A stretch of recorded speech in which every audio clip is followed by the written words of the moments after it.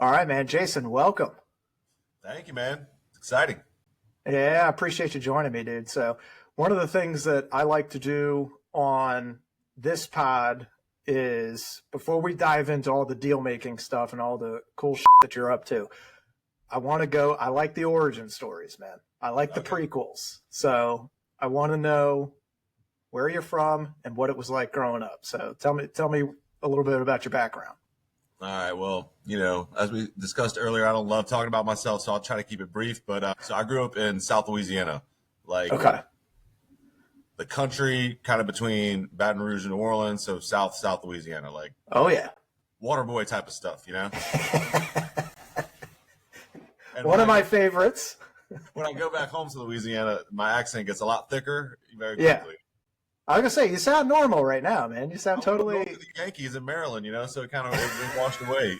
But no, so yeah, born and raised in South Louisiana. My parents were awesome. My mom and dad, they were both public school teachers for a while. I have three brothers and sisters. Were you the oldest? I am the second oldest. So Okay. two of my siblings are adopted that my parents did when I was very little, maybe like 5 years old. Gotcha. And then my younger sister also, she was a really, really good athlete. She was on like the U17 national team for soccer. She went to Texas Damn. A&M, full ride. She's a baller. So That's awesome. yeah, had a great youth and growing up and playing sports and being outside and fishing and doing all that kind of fun stuff. And I loved it. It was I can't really imagine growing up any better, to be honest, with the family we had and where we were. It was I've always been fascinated by Louisiana. So I grew up in Maryland, stayed around Maryland my whole life. It's uninteresting. But Louisiana, to me, I've been twice, and every time it is like a new world to me. And it's like a whole different country. It's crazy. Yes, it's awesome. What's it like when what kind of community were you? Were you in like a rural area, or is it something that was kind of a track home subdivision? What kind of community? Yeah, very rural. Not say very rural. It's not as rural anymore. But when I grew up, we had 10 acres. We had a pond. We had woods. We had neighbors that were close, but not really, not a neighborhood. So yeah, it was awesome. I mean, just like playing outside and sports and outdoor stuff, and small house. Packed in there. Oh yeah. Three brothers and sisters, 3-bedroom house. But lots of love and great parents, and it was cool. It was really cool. When did you start getting into sports? Like real young, or was it later? Yeah, so I mean, I played all the sports growing up. I played, baseball and basketball, soccer. My parents actually had to start. This is how Louisiana for soccer is not really known as a soccer hotbed, and lots of places in the country like Maryland or Ohio, California, Texas, all kind of. My parents actually started the soccer league in my town. No kidding. Was, yeah. Do they have a soccer background? No, not at all. They just, there was, more of a rural town, and they didn't have a soccer program. You'd have to drive, 45 minutes to Baton Rouge, the bigger city, to do it. So they kind of started it. And again, I kind of played all the different sports growing up, ran track a little bit in high school. But I can't remember the age. It was probably around 13 or 14 where I just really, really got into soccer. Yeah. And I obviously had some talent with it. And, but I think back, one of the best things my parents ever did is you start playing travel sports when you're younger, right? 9 or 10, you start on these teams and traveling all over the place. But one of my favorite memories from being younger in sports was when I was 11, my dad said, you know what, why don't you take a little break from soccer? And so I played baseball with my friends, and I was a good athlete, but I was not a great baseball player, But that kind of spring, I didn't play any soccer, as an organized thing, right? I played baseball with my buddies, and so fun. But I think for some reason that when I came back to soccer the next fall, I was really getting after it. I think it's time to get it. You're MJ coming back. It's just kind of the break, and you come back and you realize you missed it, and you want to be really good. Yeah, that's cool, man. And back in the day, the soccer stuff, I mean, we used to have to watch the English Premier League was on a random Fox Sports World. We didn't even have cable before the 1994 World Cup, but yeah, after getting into it, it's watching all the games in Europe, where back in the day you had to really try to find soccer on TV, And what time is it on? It's on at 1 or 2 a.m. or something like that. Yeah, so it's just random stuff, or it's replays. It's not live, but so it was really cool. And then my parents, again, credit to them, but so I was really pretty good in Louisiana, but it's kind of like a big fish in a small pond kind of thing in terms of soccer. But my grandmother's from Liverpool, England. That's where she was born and raised. And No so kidding. they helped me. I wrote a bunch of letters to all these pro teams. And when I was 15, I actually had some tryouts lined up for teams in England. So I went over. I lived when I was 15 with my grandmother's friends who were older, right? They were in like their 70s. And I went to school for like a couple weeks, like an actual English school. And unfortunately, I dislocated my shoulder playing pickup soccer in a park. So I never actually had to go on these tryouts, but I spent like a month and a half in England when I was 15. It was just like totally like open your world up to like, you know, drink a first beer in a pub when I was 15, you know, before a soccer game. Saw Beckham play Everton, like from here to there. Shit. I mean, it was just like, wow. So that kind of kept the, you know, the soccer love going, you know, when I was. That's fucking awesome. So we have so obviously, you know, I played lacrosse, and growing up, when you get to maybe, I mean, they have it for a little bit more ages now, but the perfect time was when you're like 12, 13, 14. They would have our rec programs, not really, club was still kind of new back then. They didn't really have much of it. Yeah. But they had an exchange program with Stockport, which is a town in kind of near London, I think, in England. Yeah. And so they would give us 1 year. Their kids would come over to America for, God, they'd stay for like a month, and they'd play a bunch of different teams from the area. They'd get to live with Americans for a month, and then they'd go back home and try the American cuisine and meet our girls. 5 or 10 pounds real quick or whatever, you know. 100%. And then the next year it would switch, and the American kids would go over there. Yeah. So like the English kids would come over here, and if, you know, somebody was drinking, it was not a big deal to them. The American kids, you go over there, all those kids immediately are like, I'm getting my first beer. Let's go. And everything was a huge deal. And my brothers did it. I'm the oldest of 5, and my kid brothers did it, and they loved it, man. They thought it was the coolest thing in the world. And it's nice to be able to like get into a different culture that's, I mean, they're kind of similar to us, but it's probably not at 15, man. That's got to be wild. Yeah. Especially living with old ladies too, but that's probably a better setup than living with some. They kept me out of trouble. I didn't get in too much trouble. I tried to, but I didn't get in too much trouble. So when you get back, what happens when you get back from that? So I get back, and then I can't remember if it was 14 or 15, but I was like in high school. So I came back to, you know, my public high school, and, you know, I had to rehab my shoulder because, man, I dislocated in a park, and they took me to the emergency room, whatever that is in England. But my shoulder was dislocated for like 5 hours. Oh, like, my God. I mean, and they took 3 guys, you know, like you played lacrosse, right? It's their shoulder. Oh, yeah. Right? The longer it's out, the harder it is to get it back. The harder it is to get back in. Up, you know? And so it's like 5 hours. So, you know, after that I had to come home but, you know, rehab my shoulder a little bit, but then really I just started getting after soccer. I don't know the comparison to lacrosse. It's probably similar. Like, my job was to score goals, right? That was my job. Like, I was a pretty good soccer player, but I was really good at scoring goals. Like, there were plenty of people more skillful, but I just kind of had that knack for being in the right place, the right time. But I practiced that. Yeah. I practiced that a lot in my backyard at home by myself, or my dad or my siblings. But I used to we had these big pecan trees. I used to practice shooting at the tree. So if you hit the tree right in the middle very accurately, it'll come back to you. But if you miss or you're off the side, then you got to go chase it. So I did that over that's and smart. over again. I practice breakaways, probably similar to lacrosse. There's guys in lacrosse, right, that score a lot of the goals. They just have something different, and they practice that over and over again. So when they're in a game, it's just like second nature. They know what to do. Their muscle memory's there. Yeah. I mean, practice that soccer, over and over and over again. Soccer, lacrosse, basketball, pretty similar. Like, there's different types of scoring.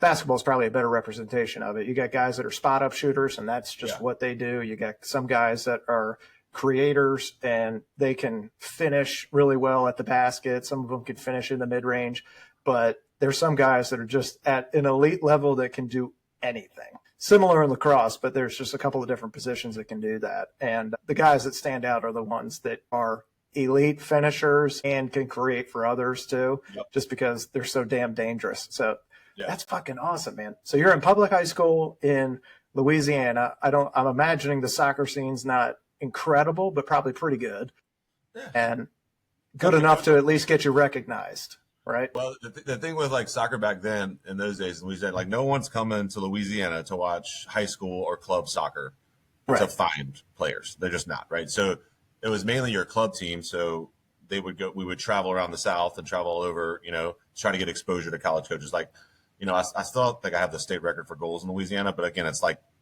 not the level of play is not that high. Right. At least Right. back then, right? Comparatively to Maryland or New Jersey or California, right? So kind of going through the college recruiting stuff, like I had one scholarship offer from Cleveland State, but I got lucky because my club coach in Louisiana, his name's Gary Butte, he moved to Louisiana to take over our club when I was 17, I think, 16 or 17. Okay. And he's from Maryland originally.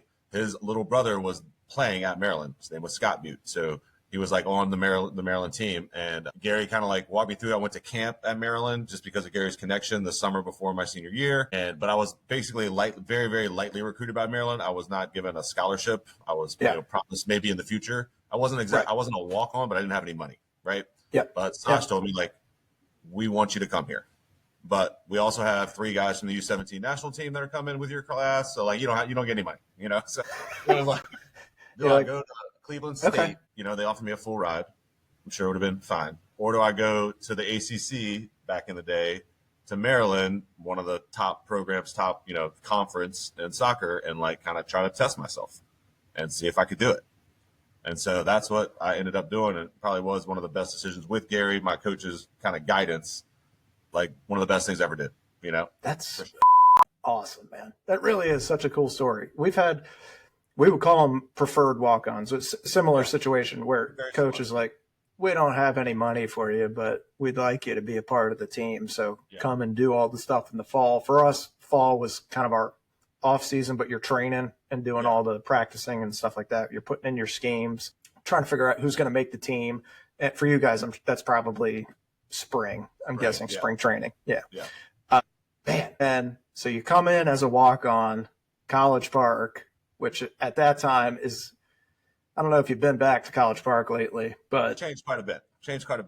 Yeah. Just everything. It's a completely different animal now. And it's like its own little city where before it was, just some like semi-urban campus, and it's wild to see that now. So you go there as a walk-on and then you come out the leading scorer all time. Yeah, I mean, it was wild. But I actually went there at the very beginning of the summer before my freshman year. So I actually went and lived with Scott, the guy I told you about, whose brother was my coach in Louisiana. I lived at their house in Bowie, Maryland. Okay. Yep. And I got a job. I was working landscaping in the morning. So I'd get up in the morning, go work this landscape job. And then they would have, kind of summer, not official, no coaches, but like pickup games with the guys. And I remember the first time going out there, that holy crap. They're so much better than me. Like I was that fish out of water. I was like, holy, it's so much faster. Just like with any level of sports, right? Like the next level is the speed and the decision making is so much faster. I just remember like, I could barely play. Like I don't even know what I'm doing out here, But again, it just you get there and you kind of gradually build into it. And then we had a great team. We went to the Final Four all 4 years I was there. My freshman year, I played I think in every game, but I never started. I would get in, kind of super sub type of thing, 10 or 15 minutes a half. So not, wasn't like go-to guy or anything, but yeah, it was just the level. It was an adjustment period. And that's what it is. Same thing going from college to the pros, there's an adjustment period. And then like being a good pro player to go to like national team is an adjustment, right? Even for that. Oh, yeah. So it's like, it was very interesting, but I think what really kind of helped me once I got into school was the spring. So like not the fall season, my freshman year where we're, playing our games. We went to the Final Four. It was awesome. Ended up losing in the Final Four. But then that spring, like one of our forwards, this position I played, got hurt. So he was hurt. So I got to play in almost all the spring games. And I scored a ton of goals. And that kind of like, gave me the confidence to be there, gave the coaches the confidence that, okay, maybe this guy can contribute. And then again, going into my sophomore year, I was not the starter. But again, somebody got hurt ahead of me a couple games into the season. And then I get inserted, and then, I end up leading the team in scoring, and it kind of like went on from there, Damn. It was not like but you stayed ready. Yeah, you stayed ready, and it's not like a straight line, and that's, I think a lot of people don't really understand or, be okay with. It's like most people are not LeBron James, right? They're not. They don't just go straight, and they have their struggles too. But like most people, you got to struggle and you get knocked down. Can you get back up? Can you keep going? Do you get a lucky break? Do you get, a coach that really likes you versus a coach that doesn't rate you? Or just so much goes into it, but you got to be ready. If you're not ready, then that's on you, 100%. Yeah. I mean, you can have the skill and the will, but if you don't have the opportunity or you get hurt, sometimes that's just how it plays out, man. That's life. What's Sasha like as a coach? Man, he's awesome. Like, he's not a second dad, but kind of like a second dad. Like, he was a very good mentor and leader. And yeah, he's a little crazy. Everybody knows this about Sasha. I love him to death, but yeah, he's wild, man. He wants to win. His drive is huge. I mean, he came to that Maryland team, I think in the early 90s, 93 or 94, and they were terrible, and he turned it into, based on his will and his, Sasha-ness, he turned it into, won 3 national championships and a perennial, best program in the country. Like, he did that. Like, that was all him. God, what do you think? Like, so you get there, you're doing, you start getting some playing time, then you transition to a starter, then you transition to, I'll say it for you, superstar. What kind of fuels that transformation? Do you just have confidence building on little wins every day? Yeah, I think so. For my position, right, it was all about the goals, right? You could have a terrible game, you score a goal, you're the guy, right? If you could have a great game, not score the goal, not give assist, and like, okay, what the hell are you doing? You go 3 games without scoring. What the hell is going on?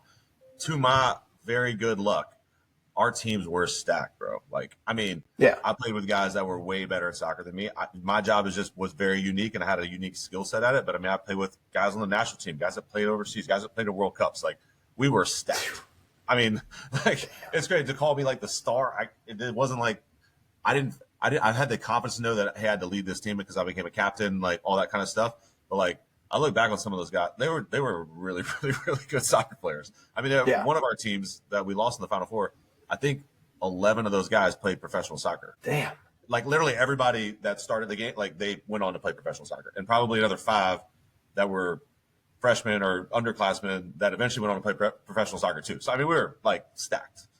Damn. That's rare for a soccer team, right? Yeah, I mean, it was wild, and I mean, just surrounded by a lot of good players and good coaching. But again, we all had our ups and downs. We lost 3 times in the Final Four, in the semifinal, 3 years in a row, until we finally won it my senior year. Well, tell me about 2005. Man, What's that like? It was crazy. I mean, the feeling of winning it. If I look back on it now, the more exciting part or the more rewarding part is like the journey to kind of get there after losing in those 3. And I remember, like, we went through a tough stretch during the middle of the season. I think we went to Penn State, and, like, we had a couple freshmen that were really, really good that were playing for us, but they were still freshmen, right? And they had kind of, like, the form had kind of gone down for whatever reason. And I just remember I, like, lost it on them on the bus on the ride home. Like, I just ripped everybody. I ripped myself, freshmen, all the guys. We had it out on the bus. You've been on some of those shows probably where, like, screaming, and like, but it was like cathartic because it kind of got everything out there. And from then on, we were just rolling. We kind of couldn't be stopped, And it was contributions from everybody. Guys that, one of our big center backs got hurt in the game before the Final Four, the quarterfinal game, like broke his face, in a tackle. Then we have a freshman step in who balled out and just big contributors to winning the national championship. He hadn't really played all year, just things like that kind of happened, Damn. Yeah. So, but I remember that bus ride back. I always remember that one, Who'd you guys beat in the championship? So we beat New Mexico. We beat the semifinal game. We played SMU, smoked them at like 4-1. We just kind of crushed them. And then we won the final 1-0. And I remember I missed like 2 good chances. I should have scored twice that game, and I didn't. But another guy on our team scored, and we won 1-0. And it was like, it was just the greatest feeling. That was Sasha's first national championship too, that he had been like close to for a decade, and just finally got that first one, God, that's cool, man. That's and then, of cool. course, we went to Bentley's and had a grand old time for the next couple of weeks. It is the spot. You can't not celebrate there. By the way, the national championship ball, I think, is still in that basketball hoop above Bentley's. Is it really? No shit. All right, next time I go, I got to go check it out. Back there forever. I'm not a Bentley's guy anymore, but, back in the day, it was the place. Yeah, man. It is great. So when did they announce the Hermann Trophy winner? Yeah, so that was like in January. So the season finishes in early December, and then that was in January. Okay, so they don't do awards like during playoffs or anything. No, it's after. That's nice. Okay, that's nice. Sometimes, like in lacrosse, I know sometimes they do it, and they'll do it in football, Yeah. in other sports where they start giving out these awards. And I'm always like a little like, I kind of wish you would just wait until after the season to do that, Yeah. so you can. It's part of it. Once I want to include the postseason because that's part of the season, Yeah. and then at the same time, you add extra motivation to the guys that don't get it. And if you're on the team that has one of those guys, it's like, hey, this guy's the freaking stud. Then it becomes like, great. Now the team that we're playing against is just going to be even more ratcheted up the whole time, giving them an edge. So that's interesting, man. So, I mean, obviously that's got to be an incredible feeling winning something like that. It was cool, man. But again, like the guys I played with, like, again, I'm a pretty good soccer player. I have a unique ability to score goals, but like, I don't score any goals unless they get the ball to me. I did like so much of the hard work. Like, I mean, I really was a pretty one-dimensional type of player. Like, I wasn't creating that much for anybody else. Yeah. Right? Yeah. Our system was set up that somebody had to score the goals, and those were all created by, that group of teammates. So, but it was really cool. I mean, my parents got to come, this kid from South Louisiana. What's interesting though, and this is like just very soccer specific, but Louisiana has like more Hermann Trophy winners than any other state, I believe. What?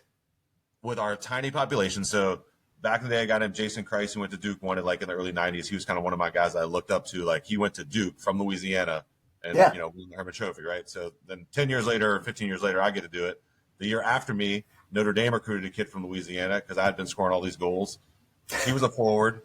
He won the Hermann Trophy. And then Patrick Mullins, who also went to Maryland, who I kind of helped get to Maryland from Louisiana, won it twice. No kidding. Damn. Wow. And all forwards, same position. Not one was a goalie, and all strikers that scored. All strikers, all excellent at putting the ball in the net. Yeah. Damn, that's cool, cool, man. man. Before too, it's kind of like, I don't know, grew up with like kind of a little bit of a chip on our shoulder, being from Louisiana in the soccer world, and we just Yeah. I mean, it makes sense, man. And plus, there is something down in the water there. There's something in the water. That's right. It's probably an alligator. A lot of stuff in the water. Oh my God. So, I mean, that's got to make you feel good. So you go on from there to transition to the MLS. Did you get, I assume you're getting drafted, and I don't know how, I don't know if you guys have like a draft party or anything like that. Not really. I mean, it was basically like, they have like a soccer convention for all the coaches around the country that happens somewhere, and they basically do the draft on the back of that. Okay. I was the third pick in the draft. I went to Columbus, the Columbus Crew, so I was there for 5 years, which was really cool. We won MLS Cup while I was there. We won the Supporter Shield, which is like the regular season kind of championship. And again, our first year, our team was terrible. We got smoked. Like it was difficult going from a team that was in the national championship picture every year to like, we were like the worst team in the league, and it was not fun. I always found that to be like, I mean, it's the same thing in almost all American professional sports. It's where like, if you're really good, you're going to get drafted by the shittiest teams. Yeah, that's right.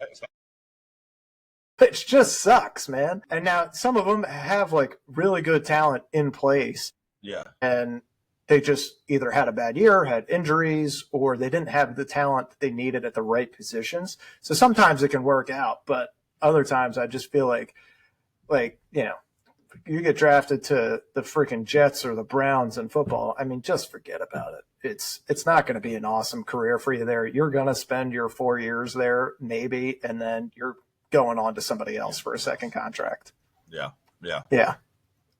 So how long were you in the MLS for? I think it was 6 or 7 years. I think it was 6 years in the MLS and then 1 year in Carolina, which is like the league below. So it was like kind of like AAA baseball. So I had hip surgery. So I played 5 years in Columbus, 1 year in Houston, and then 1 year for the Carolina team. But I had hip surgery in Houston, and they cut me. So then I tried to go to the Carolina team to kind of score a bunch of goals and come back, but it just wasn't the same after the hip. Yeah. I was a good pro. I was a solid pro, but I was not like national team level pro or like, MLS best. I was a solid pro.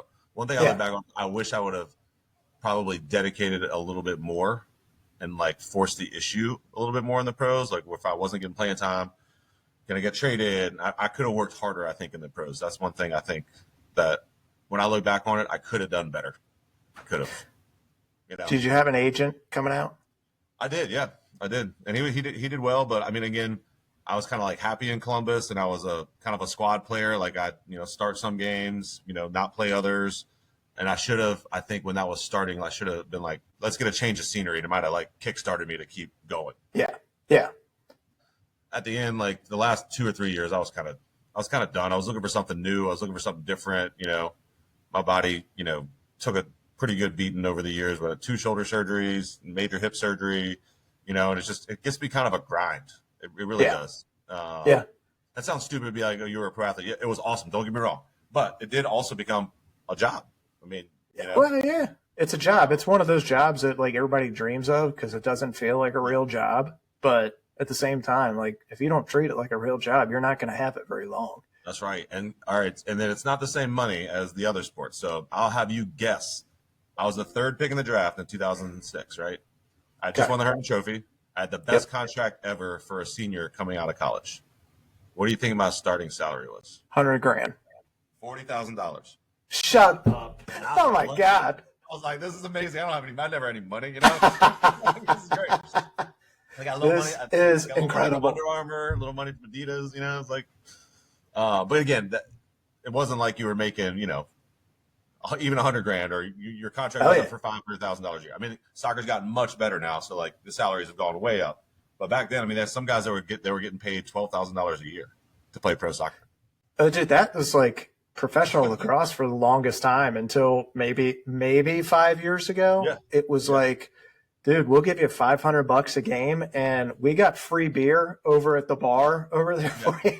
You guys all crash in a house. It was fun, right? But again, the longer you did it, the older you got. It was kind of like, I'm gonna do something different. Is the hardest part stepping away from the game, just not being with the guys?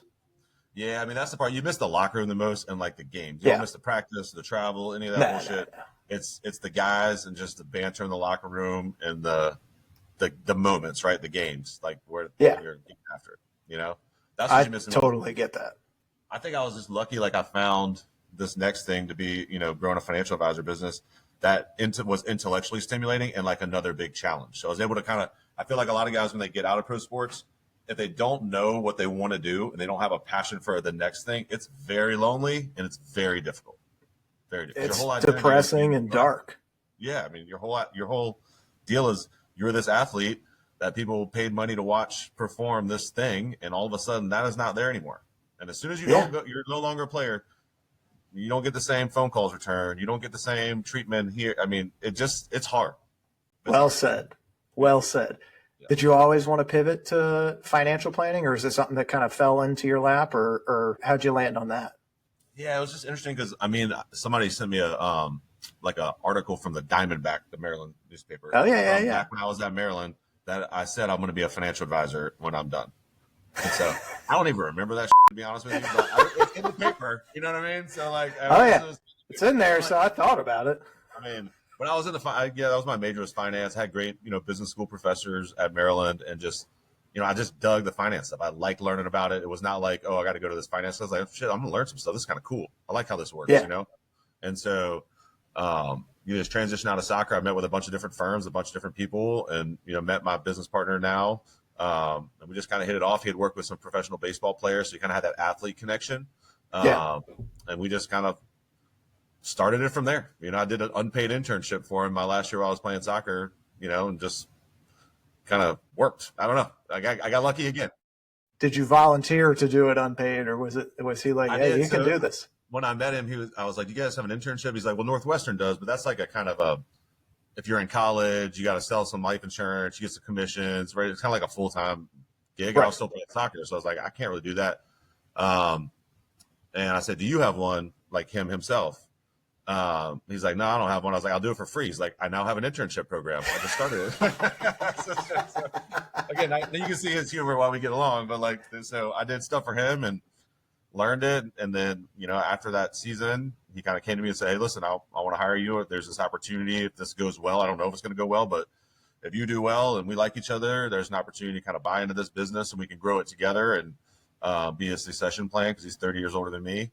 And then I was like, can I still play soccer? He's like, no, you have to do this, for real. And so me and my wife, we had just had our first baby. He was 2 months old and had, we had gone on like one of our last road trips for that team that I was still playing pros, and it was like 2 weeks, and I was like, my son had just been born. I was like, F this, dude. I don't want to do this shit anymore. I want to be here with my kids. And so that made it kind of easy, do the transition. And when you guys settled down, you settled down in Carolina? Yep. That's the last team I played for. That's where my partner was, Bob was. And man, I love it here. It's freaking sweet. Carolina's nice, man. I mean, it's like, could be a lot worse. Let's put it that way. Could be a lot. Well said. Well said. Yeah. And financial advising, it's not easy, man.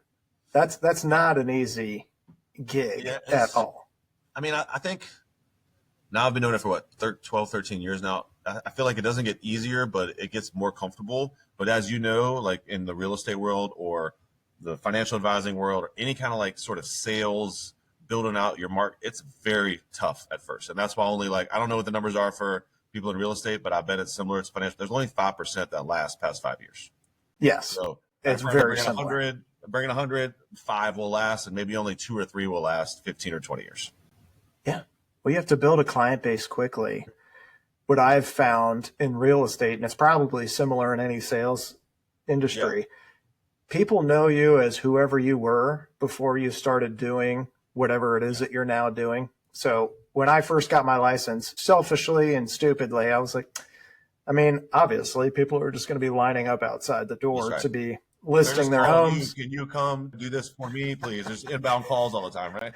Exactly. And so I'm thinking that's how it's going to be. Duh. And it took me 6 months to get my first sale, because after 3 months of sitting there at the computer and being like, why the hell are these people? Where are they? It's I have to actually go out and meet people, and I have to actually go and convince them that I know what I'm doing, which is hard when you're new and you don't really know what you don't know. And you're competing against people that have been in the business for 5, 10, 30 years in many cases. And you did something that's really smart that I was not smart enough to do, where you have a mentor or a partner that is seasoned and that's been in the business that you can link up with. And that made my life significantly harder not doing that. I wish in hindsight that I would have. It would have made my life a lot easier. Yeah. I don't know if I would have been able to do it without that. And it was just so much more fun to kind of do it with somebody else as well, and share things and go back and forth and learn. And I mean, it's just, I think our kind of the financial advisor business is kind of broken in that way, because they've been doing it the same way for 50 years. I mean, we'll bring in 105 will last, right? That doesn't matter if it's Merrill Lynch or UBS or Northwestern or it doesn't really matter. They're all doing the same kind of playbook, So I'm trying to kind of flip that now as we're growing our business, and to find a younger advisors that we can bring and actually teach how to be an advisor before they have to be responsible for going out and generating all this new business. Give them a little bit of a base salary, not too big because you want them to be hungry, right? There's a balance, right? Because it has to be hard. Otherwise, nothing good comes very easily, right? So I would tell my young advisors, it's going to be hard. I'm going to make it hard. This is a hard deal, but we want to support you to get you there, And so I think that's kind of a better mousetrap. We haven't figured it out totally, but I'm working on it. So. No. Well, what kind of niche do you guys specialize in? Or do you specialize in a niche, or you just take whoever comes to you or whoever's within your network? When you first start, you basically take anyone that could fog a mirror, is kind of the saying, right? They're alive and they have some money.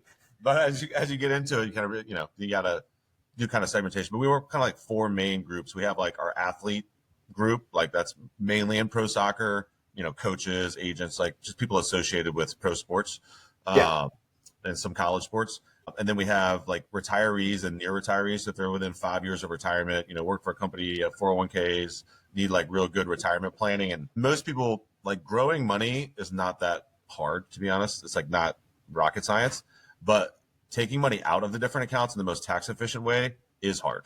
And most advisors have no idea how to do it. So I think that differentiates us a lot from a tax standpoint. How do you take this money out that's very efficient so you don't end up paying a ton in taxes and you make the money last, right? So that's kind of that part of it. And they work with a ton of business owners from kind of 5 million of revenue to 250 million of revenue that just need good planning.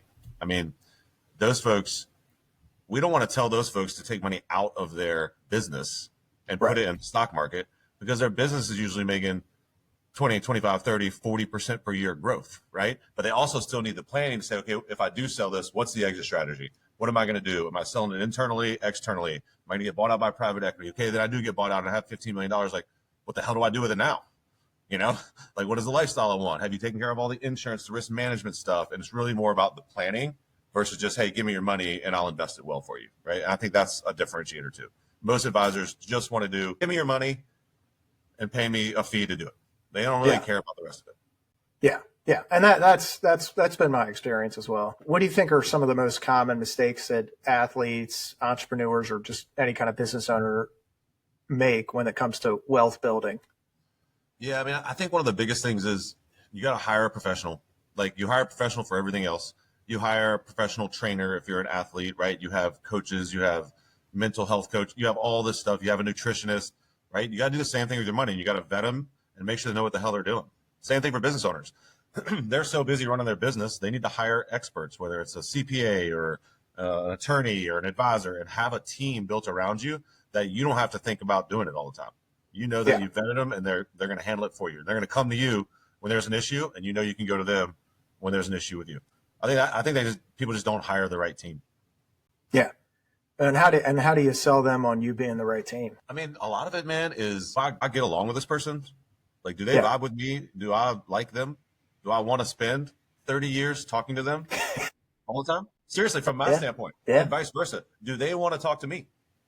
Do they know they can? Do they feel a level of trust with me and my team that we know what the hell we're doing? Yeah, I got all these CFP and all these things, but in the end, you still got to trust the other human, you know? That makes sense, man. I mean, like anything else, it's a relationship business. So you got to like who you're with, and now you got to trust them, and you got to know that they're competent and good at what they do. But that's a much more long-term relationship than most of the stuff that we get into. So in the real estate space, you have essentially two different fields. You got residential, which I'm in, you got commercial. Commercial is a much more long-term strategy versus what we do. We just have a much shorter sales cycle. And it's almost like if you have ADHD, residential is going to be great for you. Because you just bounce this one and it works. Yeah, exactly. It's a short project, and here we go. Here's what we're going to do, and then we're on to the next one. It's a little sad because I would like it to be more of a long-term landscape, and the only way you can do that is by constantly reaching out to people that you enjoy, that you have good relationship with, and it's taxing for somebody like me that's a little bit introverted and not as much of an extrovert. But it's very different in the commercial space, man. It really is. Let's zoom in on, I'll call it one key win. Do you have outside of your partner and you guys growing your business, do you have a pivotal moment or deal for you personally that kind of elevated you in your business career and gave you that confidence that you're like, you know what, now, not only do I know what I'm doing now, I feel like I'm one of the best at what I do? Yeah, that's a good question. So I think there's a couple things. I think whenever I think back, and it's probably similar in your business, but like when I first started doing this, I was like, I need help to like convince someone to give me $50,000. I was terrified, right? You know what I mean? Like small, right? And then it was like, holy crap, I have this opportunity to win a $500,000 client. Yeah. Holy shit. You know, and you get through it and you do it. You're like, okay, now the numbers don't matter to me. Now they're just numbers, right? But I think the main part of that was kind of getting all those stepping stones to give you the confidence that, you know, like when I started, I didn't have $2 million myself. So why would somebody give me $2 million to manage for them? It's like a mental, like head trash kind of thing. You know what I mean? So exactly.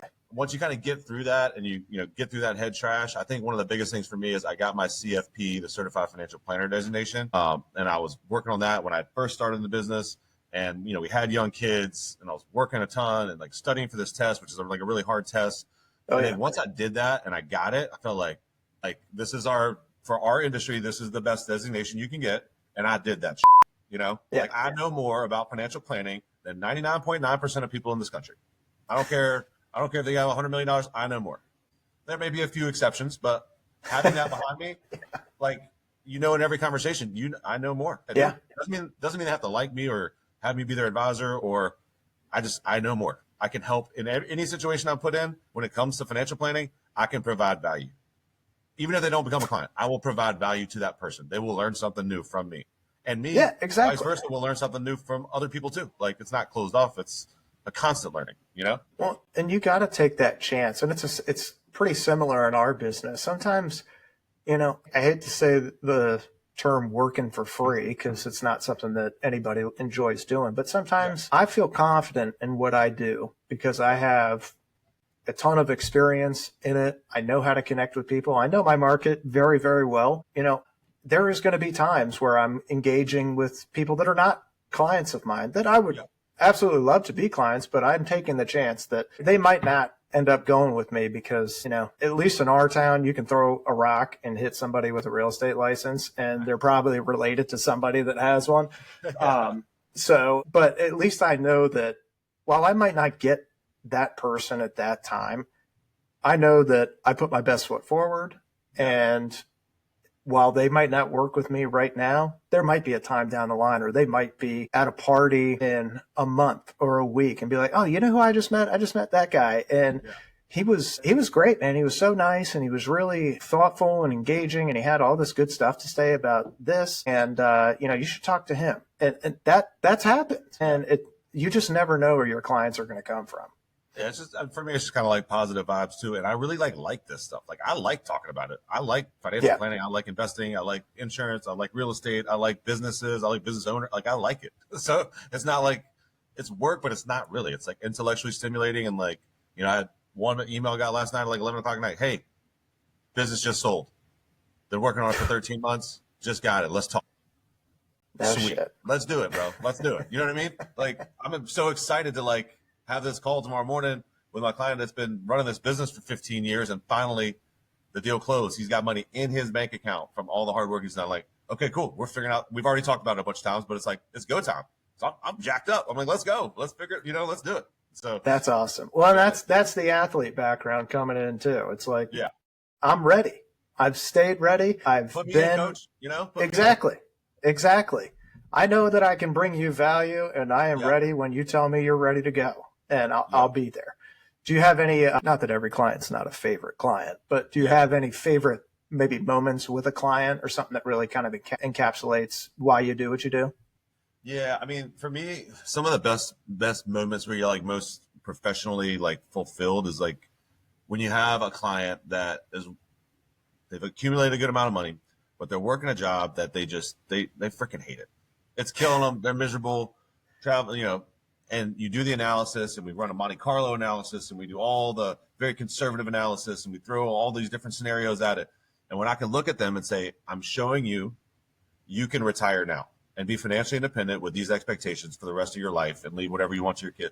Like, you can do it. And you just see like the like tension kind of fall away from them.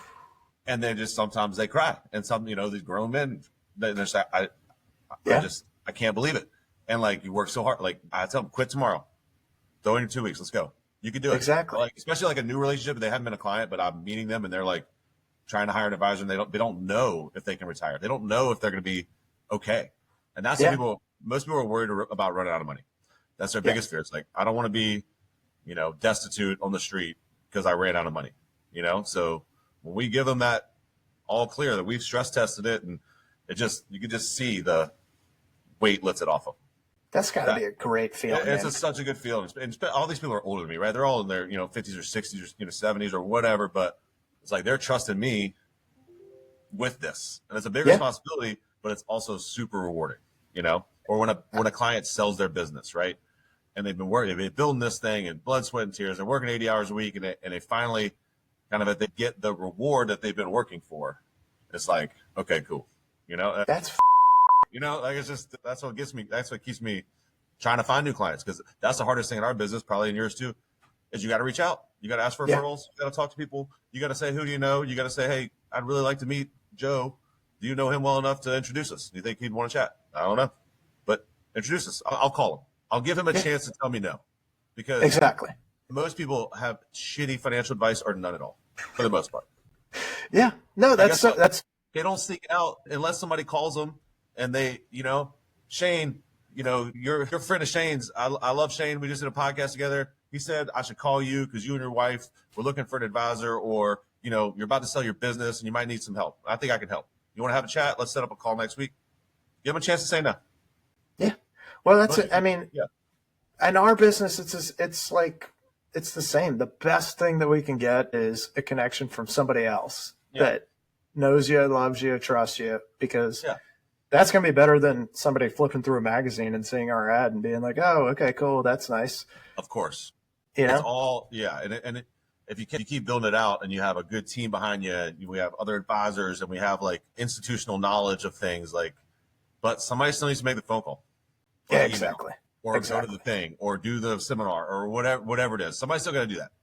You still got to put in the work. You got to put in the work. And sometimes it's not going to work out, and you think this guy's perfect. Why won't he answer me? Or why did he say no? It is what it is, Yep. You never know when they might come back around. Nah, if you focus on the negatives, it's going to be too draining on you. I mean, that's where, like in sports, I played center forward and tell other soccer players, like, you have to have a short memory, right? You miss a chance, you can't be thinking about the chance you just missed when the next one comes along, or you're going to miss that one too. Yeah, right. Exactly. Analyze it real quick, 2 seconds, boom, it's out. It's like it never happened. After a game, I'd be like, I don't even remember missing those chances. I remember what the score, but you know what I mean? Like, you just got to have a short memory, I'll remember them 10 years later. I'm not going to remember it in 2 minutes now. That's right. I have no idea. Somebody has to show it to me. I didn't miss that. What are you talking about that, That's the best, man. All right. Well, I like to wrap it up on rapid fire Q&As on this. All right, you ready? Yeah, I'm ready. What's the most clutch goal you ever scored? Ooh, the one that comes to mind is I'm playing for Columbus. We have our rivalry game against Toronto. It's called the Trillium Cup. So whoever won like the season series, kind of the home and away. And it was tied 2-2. It was like the 90th minute. Stadium's packed. Cross comes in. Boom, I score a header, basically to end the game, and the stadium is just going bananas. And I'm going, just like, oh. And that, we're so old, bro. That was actually on YouTube, so it's like, okay, it actually did happen, right? It was like, it happened. Easy as it happened, But that was a cool one. That was a cool one. That's awesome, man. Oh God, I'm gonna check it out on YouTube after this. For any listeners, do the same. Is there a book that you recommend most often? Man, I used to be a big reader when I played soccer and didn't have 5 kids, so there's a limited amount of time to read anymore. Most often, man, I give my clients books, like in kind of like business finance kind of books. One that just came to mind recently that I've been giving out to clients is 10X is easier than 2X. It's a pretty interesting kind of growth mindset book. I like one of your real estate books, the Gary Keller book, The One Thing. Oh, yeah. Good, right? That's a good one. That good for salespeople, business owners, people that like need to focus on what provides revenue versus all the other shit. Exactly. You can get caught up in all the other shit. Yeah, Atlas Shrugged is just a favorite of mine. Just I'm pretty libertarian, and I think there's good lessons in that book. Other people poo-poo it, but I love it. I've read it 5 or 6 times. That's nice, man. You might not want to answer this next one. Do you have a go-to fishing spot back home in Louisiana? I ain't telling y'all. No. No, we always go to a place called Grand Isle. It's a very, very bottom of the state. One road in, one road out. It's like, redneck Riviera, like outdoor stuff. It is the place. Hell yeah. Most important financial principle you live by? Right now with the market being down, don't sell, don't panic in a tough stock market. But really the main lesson is, you got to spend less than you earn. You have to have a savings. You can't run it at 100%, or you're putting yourself in a world of hurt. I got some people that make $2 million a year and spend $2.5 million. It's like, what the hell are you doing? And I got some people that make $100,000 and they're saving, $70,000 a year. So it's really that delta. That's the only. I don't have a job unless people can save money. And they don't have any protection or net worth or security if they don't save money. Very true. If you could go back to age 22 with everything that you know now, do you do anything differently? Man, I don't think so. I think I might have tried a little bit harder in the pros and been a little more focused and pushed a little bit harder. But other than that, man, no, I'm a pretty lucky guy. I've got a beautiful wife, 5 kids, a career that I enjoy. Post soccer, been pretty lucky. Been a pretty good run. That's nice, man. Yeah. What's next for you? Do you guys have any projects or goals or any initiatives that you're excited for about in this next year?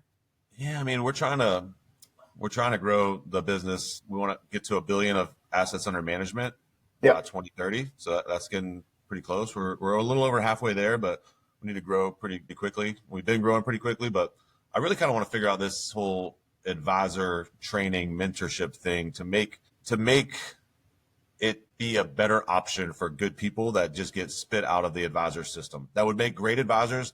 They just couldn't do the business development stuff in the first couple of years and quit. Right. Or got let go. Right. If I can kind of fix that with a, doesn't have to be a lot. Maybe it's 4 or 5 or 10 advisors over the next 10 or 15 years. I think that would be pretty cool, you know, because Bob did that for me. So I kind of want to like pay it forward a little bit because we basically invented this system kind of thing. Yeah. Not that it was rocket science, but like I want to replicate that and see if it works and see. I think it'll be good for our industry. Not that it's going to spread everywhere, but just be cool to help 5, 10, 15 great advisors. Yeah, I can't argue that, man. Where can listeners connect with you and learn more about you guys? Yeah, you can just Google us at Meridian Financial. We got websites, we got all that kind of good stuff. We're not too active on social media just because that's not really in my nature. Probably should be, but I just don't have the time. Again, I'd rather pick up the phone and call somebody than somebody. No one's hiring a financial advisor because they saw a TikTok video. You know? Yeah, thank you. Thank you. It's not happening. Or I post some stuff on LinkedIn. No one's like, oh yeah, let me go give him my money. No, you have to like have a conversation. But maybe I need to get into financial advising because I also hate being on social. Man, it's not for me. And because my generation, I was like the first ones where Facebook came out when I was in college. Like, oh yeah.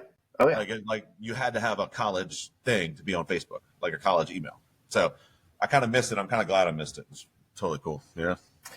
Do you have a final takeaway for listeners looking to either reinvent themselves or kind of take a leap into a new career? Not really. It's just, I don't know why. I don't know. Maybe it's the way I'm wired. I don't know why you wouldn't just go for it.